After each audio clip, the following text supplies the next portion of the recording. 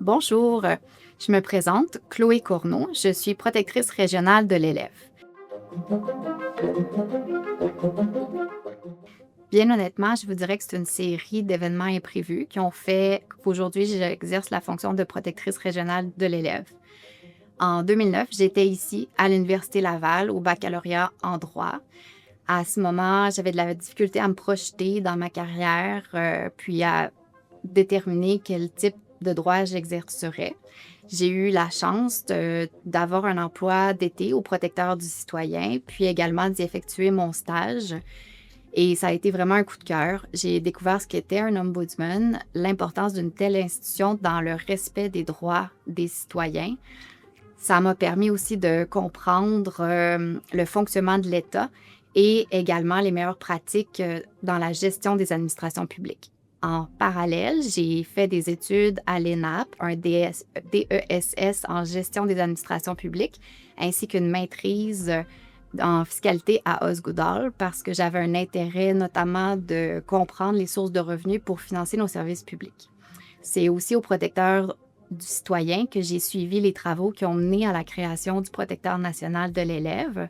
Donc, lorsqu'il y a eu la mise en place de cette institution-là, j'ai eu envie de contribuer puis de sauter dans l'aventure. En fait, c'est bien spécial dans une carrière d'avoir la chance de contribuer à la création d'un nouvel organisme public. On était parmi les premiers protecteurs et protectrices régionaux de l'élève. Tout était à faire. On avait à construire nos façons de travailler, mais également à créer notre crédibilité à titre d'organisme, puis aller chercher la confiance envers notre institution. Je vous dirais qu'aujourd'hui, ce qui me motive le plus à exercer mon travail, c'est d'avoir la chance de faire une différence lorsque c'est possible dans le parcours d'un élève, mais aussi de façon plus large à contribuer dans l'amélioration du système d'éducation. Lorsqu'une plainte arrive sur mon bureau, je vous dirais que derrière cette plainte-là, il y a en fait un parent ou un élève qui me demande est-ce que c'est normal ce que j'ai vécu, est-ce que mes droits ont été respectés? C'est donc mon rôle de répondre à cette question-là. La majorité des plaintes qui arrivent à moi, c'est aussi des situations qui sont très différentes. Une grande partie des plaintes que je reçois, environ 30%, concernent les services offerts aux élèves HDA, handicapés ou en difficulté d'apprentissage et d'adaptation. Mais dans ce type de plainte-là, on peut penser à une insatisfaction en lien avec le classement, en classe spécialisée, à des décisions en lien avec l'application ou même la mise en place d'un plan d'intervention ou également des mesures de contrôle qui peuvent être mises en place. Il y a aussi une grande partie des plaintes que je reçois qui concernent les situations d'intimidation et de violence, qui incluent notamment les violences à caractère sexuel. Ça compte 25% environ des plaintes que je reçois dans ma région. Derrière ces plaintes-là, il y a aussi des contextes très différents. On peut penser à un élève qui fréquente un établissement en milieu urbain, dans une grande école, ou d'autres plaintes concernent un enfant qui fréquente une plus petite école dans un plus petit milieu, qui va parfois compter des classes multiniveaux ou même que le primaire et le secondaire sont dans la même bâtisse. Donc, concrètement, j'interviens lorsque le parent ou l'élève est insatisfait du service qui lui est offert et qu'il a effectué ses démarches auprès de l'école et lorsque ça s'applique auprès du centre de service scolaire ou de la commission scolaire. Il y a donc plusieurs personnes ou intervenants qui ont tenté de régler la situation avant que la plainte arrive à moi. C'est important, lorsque j'analyse la plainte, de prendre un pas de recul et d'essayer de comprendre avant de conclure. Pour comprendre, j'ai des pouvoirs de commissaire enquêteur qui me permettent de tenir des entretiens avec tout intervenant qui est appelé à interagir avec l'élève. Donc, je vais parler aux directions d'école, aux enseignants, aux techniciens en éducation spécialisée ou à tout autre professionnel du centre de service scolaire. Je peux également tenir des entretiens avec d'autres intervenants de d'autres milieux, comme le réseau de la santé et des services sociaux. Lorsque j'ai fait ces différents entretiens, il arrive le moment de l'analyse où je dois prendre connaissance de l'ensemble du dossier de l'élève, des lois, des règlements qui sont applicables. Par la suite, je produis un rapport qu'on appelle « Conclusions » qui sont transmis à la direction générale du centre de service scolaire ou de l'école qui est concerné. Lorsqu'il y a un écart entre ce que l'élève a vécu et ce qu'il aurait dû vivre dans son école, c'est là que je formule des recommandations qui visent, oui, à corriger la situation pour l'élève, mais lorsque c'est applicable, à venir améliorer les pratiques du milieu et essentiellement venir améliorer notre système d'éducation. En résumé, une grande partie de mon travail consiste à analyser des situations où plusieurs réalités se confrontent. Les besoins de l'élève, les droits qui lui sont accordés, les obligations de l'organisme scolaire, mais également les droits des membres du personnel et les disponibilités de ressources et parfois même les contraintes de chacun des milieux. C'est important de dire d'emblée que toute personne, que ce soit un parent, un élève qui vit une situation de violence à caractère sexuel ou toute personne qui est au fait d'une telle situation peut s'adresser directement à nous. Donc, n'a pas à passer à travers la première et la deuxième étape de la procédure de traitement des plaintes. Lorsqu'une telle situation est portée à mon attention, dans un premier temps, si elle concerne un membre du personnel qui est impliqué, c'est la DPJ, donc, qui doit être avisée si elle ne l'a pas déjà été, et il y a déclenchement de l'entente multisectorielle qui implique le corps policier, mais également l'organisme scolaire. À ce moment-là, nous, notre rôle, c'est de prendre un pas de recul, de laisser cette entente-là avoir lieu, puis de s'assurer que le milieu scolaire est sécuritaire pour l'élève visé. Lorsque cette entente est finalisée, on va regarder à savoir si on peut contribuer à améliorer les services qui sont rendus par l'école, notamment l'application du plan de lutte pour éviter que de telles situations se reproduisent. Lorsque c'est des situations de violence à caractère sexuel qui se produisent entre élèves, la DPJ n'est pas nécessairement appelée à prendre de l'avant ces dossiers-là, à moins qu'il y ait effectivement motif à faire un signalement à la DPJ. Donc, une grande partie des situations qu'on traite, je vous dirais que c'est des situations qui, par le passé, n'étaient pas prises en charge. Donc, notre rôle, c'est le même rôle que lorsqu'il y a une entente multi, mais ça vient vraiment s'appliquer aux élèves auteurs, mais également aux élèves qui sont victimes et les élèves potentiellement qui ont été témoins. Ce qu'on cherche à faire, c'est de s'assurer que pour l'ensemble de ces élèves, le milieu est sécuritaire, puis que l'intervention qui est faite par le milieu scolaire est adéquate, donc que le plan de lutte contre l'intimidation et la violence est appliqué adéquatement. Je vous dirais que jamais aucune des journées qui se ressemblent, mais essentiellement, mon travail s'articule autour de 4 grandes responsabilités. Donc, la première, c'est bien évidemment le traitement des plaintes. On s'engage à traiter les plaintes dans un délai de 25 jours, ce qui fait en sorte que je suis consciente que pour un parent, un élève qui vit une situation difficile, 25 jours, ça peut paraître long. Cela dit, les situations qui sont portées à mon attention concernent parfois des événements qui se produisent depuis plusieurs semaines, depuis plusieurs mois, où différents intervenants ont été appelés à intervenir pour tenter de régler la situation. Alors, c'est important de prendre un pas de recul, d'être en mesure de comprendre l'ensemble de la situation, de parler aux intervenants concernés, donc aux directions d'école, aux enseignants, aux professionnels du centre de service scolaire, et également d'avoir le temps et le plus rapidement possible de finaliser la plainte en écrivant les conclusions, le rapport essentiellement qui est soumis au centre de service scolaire. Dans un deuxième temps, une grande partie de mon travail consiste à intervenir davantage en amont, donc d'établir des liens avec les partenaires de ma région, dans un premier temps pour faire connaître le recours, pour que ces partenaires puissent être également des relayeurs de nos services. Donc, lorsque ils ont des parents, des élèves qui vivent une situation où on pourrait les aider, qu'ils puissent nous référer, mais également pour être capable, dans des situations plus complexes, des situations plus difficiles, d'aller chercher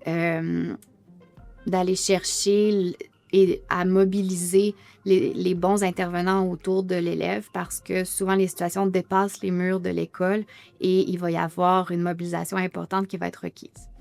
Dans un troisième temps, je contribue à la reddition de comptes de notre institution en produisant de façon à chaque année un rapport annuel pour ma région.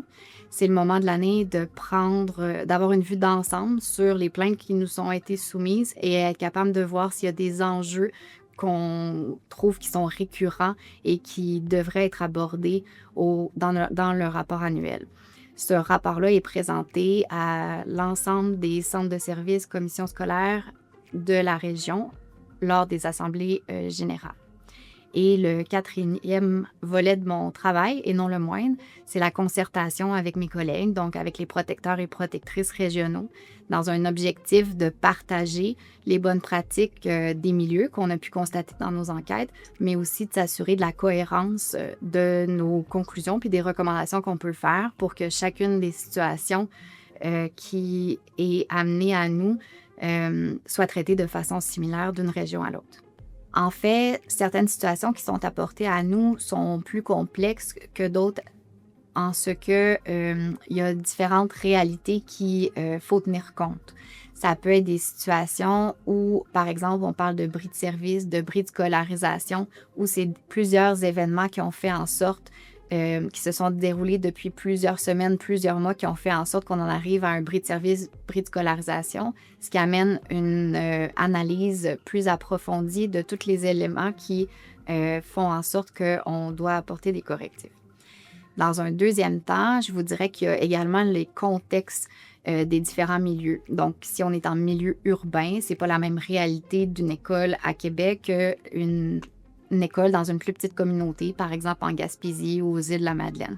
Donc, il y a le contexte qui est très important. Cette réalité-là, terrain, elle est prise en compte dans les entretiens que je peux avoir avec les membres du personnel. C'est vraiment eux, finalement, qui m'apportent les réponses, qui viennent me préciser leur réalité, leurs contraintes. Et dans un troisième temps, je vous dirais qu'il y a également la situation personnelle de l'élève, que ce soit sa culture, également les enjeux qu'il peut vivre à l'extérieur des murs de l'école. Donc, ça prend une grande sensibilité pour écouter ce que l'élève va nous apporter, pour écouter les parents et s'assurer de tenir compte de l'ensemble de ces réalités-là, qu'on parle par exemple d'un élève autochtone ou qu'on parle d'un élève anglophone qui vit dans une communauté francophone. Donc, l'ensemble de ces contextes-là, que ce soit à l'école, dans la famille, doivent se retrouver là, dans le traitement de nos plaintes. Ce que je trouve le plus difficile dans mes enquêtes, c'est constater que parfois, les organismes scolaires, malgré leurs différentes interventions, se retrouvent démunis dans la réponse qu'ils peuvent offrir aux besoins d'un élève. C'est jamais un manque de volonté du personnel scolaire. Dans mes enquêtes, je constate réellement que les enseignants, l'ensemble du personnel scolaire, incluant techniciens en éducation spécialisée, responsables de services de garde, les professionnels du centre de service, tous ont réellement à cœur l'intérêt de l'élève. L'enjeu, c'est souvent que lorsqu'arrive une situation difficile ou une situation qui est complexe, le premier réflexe, c'est de suivre à sa propre expérience, à sa propre expertise et également d'appliquer les pratiques de notre milieu. Mais dans les faits, au Québec, on a depuis plusieurs années développé plusieurs outils.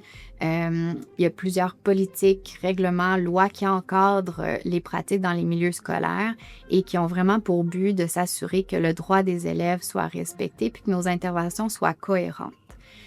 Donc, les situations qui arrivent à moi sont souvent des situations où je constate un écart entre ce qui est prévu par ces encadrements-là, ces différents outils et ce qui a vraiment été réalisé sur le terrain, ou un retard entre l'application des outils et la situation initiale.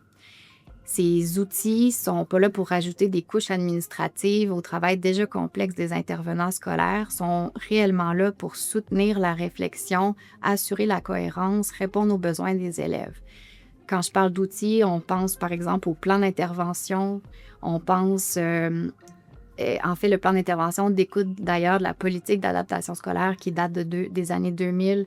On pense également à tous les mécanismes qu'on a mis en place pour la violence et l'intimidation, pour contrer la violence et l'intimidation dans nos écoles, que ce soit le plan de lutte.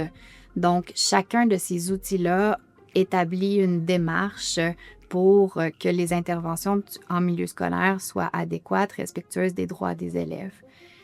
Essentiellement, on gagnerait à mettre des énergies dans la formation continue, dans le partage des bonnes pratiques pour s'assurer que chacun des milieux a le temps, la capacité de former son personnel, toujours dans l'intérêt des élèves.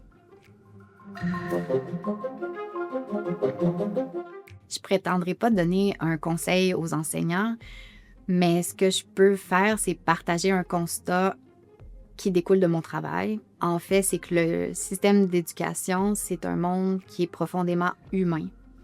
Les enseignants côtoient au quotidien des enfants qui sont en plein développement, des parents qui leur confient ce qu'ils ont de plus précieux, mais également des collègues qui, comme eux, souhaitent faire une différence. Donc, dans un contexte comme là, c'est normal qu'il y ait beaucoup d'émotions, parfois des grandes émotions. Donc, un premier réflexe important pour moi, c'est d'avoir le réflexe de prendre un pas de recul, d'être curieux, de comprendre qu'est-ce qui se cache derrière ces grandes émotions-là, qu'est-ce qui se cache derrière un comportement de violence d'un enfant ou même des grandes émotions d'un parent et de tenter de comprendre puis de faire une différence au niveau de nos interventions. Dans un deuxième temps, je pense qu'un bon réflexe est d'avoir la capacité de lever la main, de demander de l'aide. Parce que c'est rare dans nos enquêtes qu'on constate qu'une seule personne peut réellement régler une situation. Le monde de l'éducation, un enseignant, il travaille dans une école, donc il y a une équipe école qui est composée, oui, des enseignants, mais des directions, des techniciens en éducation spécialisée, des responsables de services de garde, mais aussi de l'ensemble des membres du personnel du centre de service scolaire ou de la commission scolaire. Donc, c'est l'ensemble de ces personnes qui portent la mission de l'école, soit d'instruire, de socialiser et de qualifier. Et c'est cette équipe-là qui fait la force pour régler des situations quand elles surviennent.